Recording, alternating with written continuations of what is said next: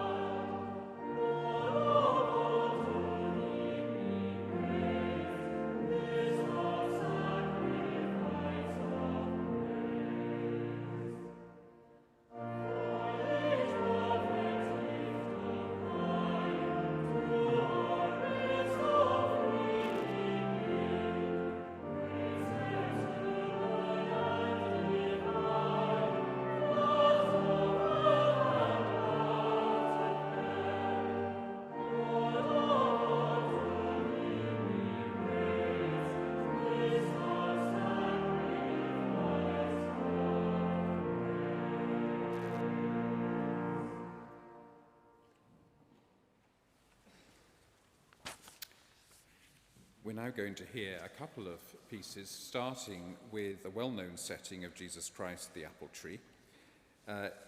Jesus Christ the Apple Tree was a poem written in the 18th century. I think we tend to think of it as if it's medieval, but it was published in London's Spiritual Magazine in August 1761. It was probably written by Richard Hutchins, a Calvinist Baptist clergyman then in Long Buckby in Northamptonshire. But its first appearance in a hymnal was in 1784 in Divine Hymns or Spiritual Songs, compiled by a lay Baptist minister from New Hampshire.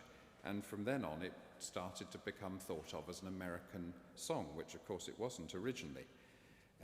Its significance theologically is its allusion to the apple tree in Song of Solomon, chapter 2, often interpreted as a metaphor representing Jesus, and to his description of his life as a tree of life, also a theme picked up in Revelation 22. We often think of the Bible as beginning with the tree in the Garden of Eden and then concluding with the tree in Revelation. The leaves of the tree are for the healing of the nations, as you may remember. And then, of course, the central moment of the Bible, the crucifixion of Jesus, is his death on a tree.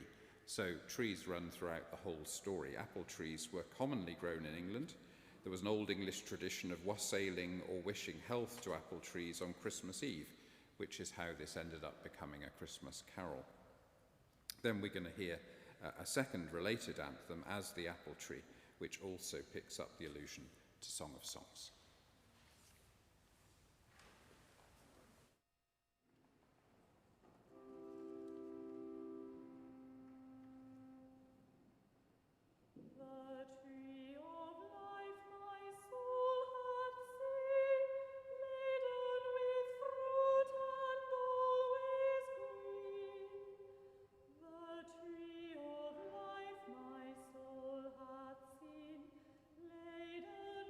Fruit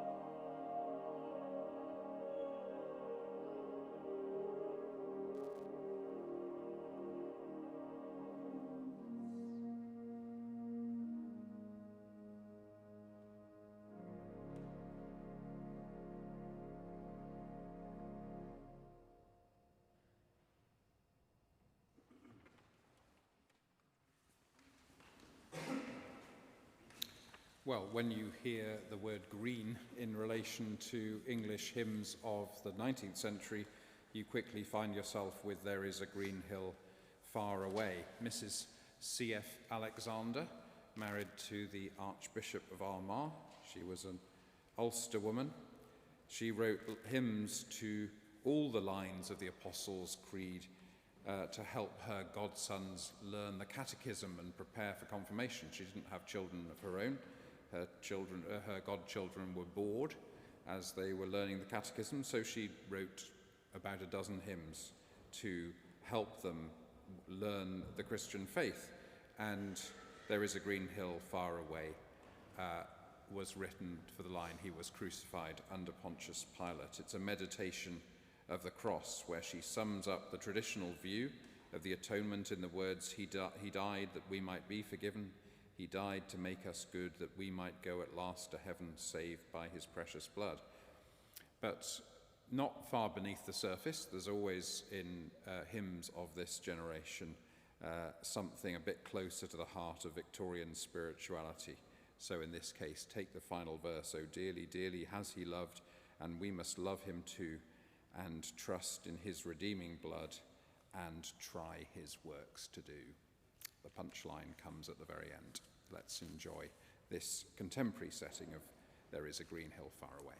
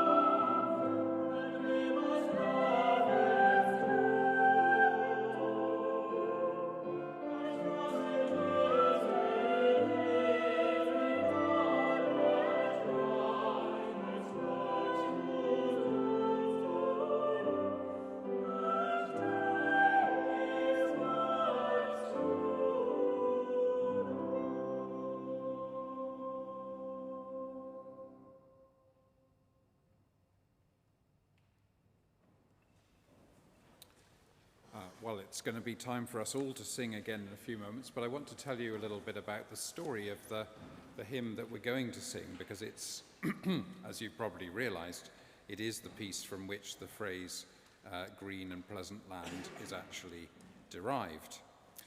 So in 1808, William Blake, the poet, who was baptized just along the road here at St. James, Piccadilly, and is often said never set foot in a Church of England church again from that moment onwards. Although I suppose if he was baptized as a baby, he never set foot in St. James, Piccadilly either.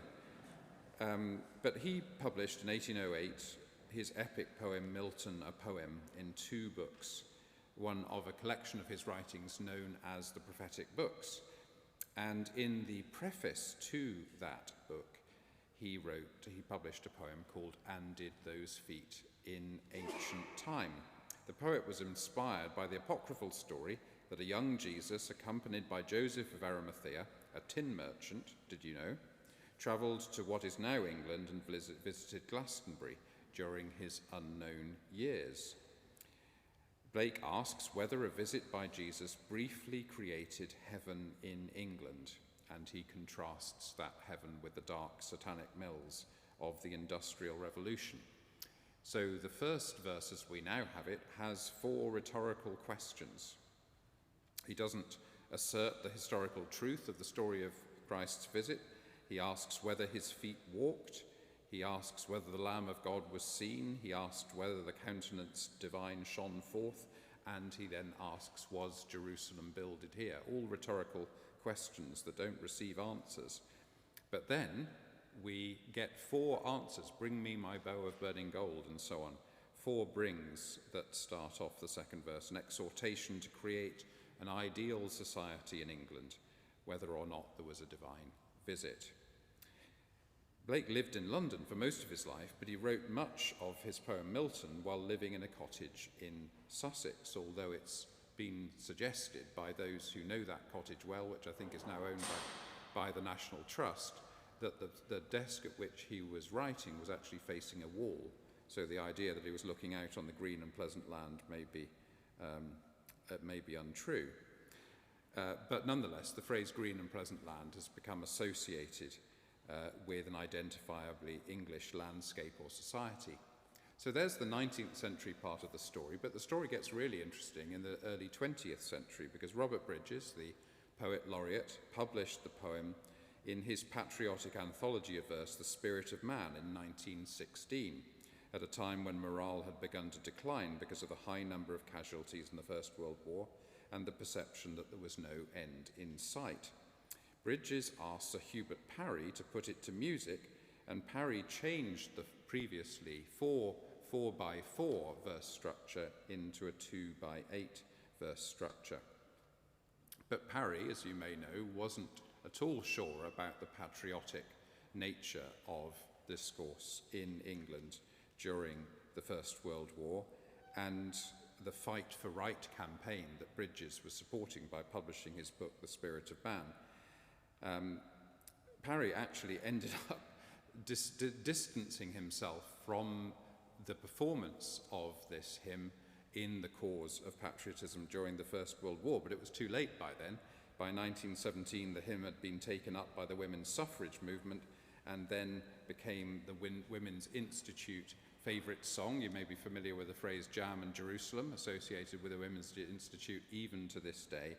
And then it reached the pinnacle of achievement in 2019 when it was voted the nation's favourite hymn. So let's remain seated, and the voices will lead us as we sing this most resonant of tunes, finishing with the line, "In England's green and pleasant land." Oh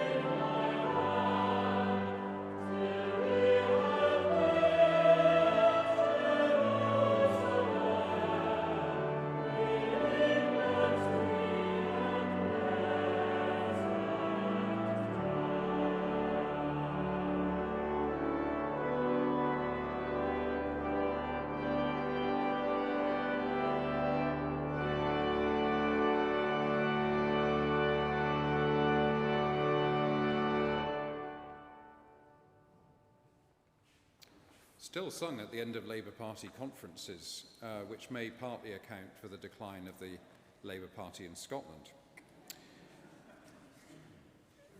We're coming towards the end of Great Sacred Music for this week. I hope you've enjoyed yourself. If you have, there's an opportunity to make a donation as you leave or online.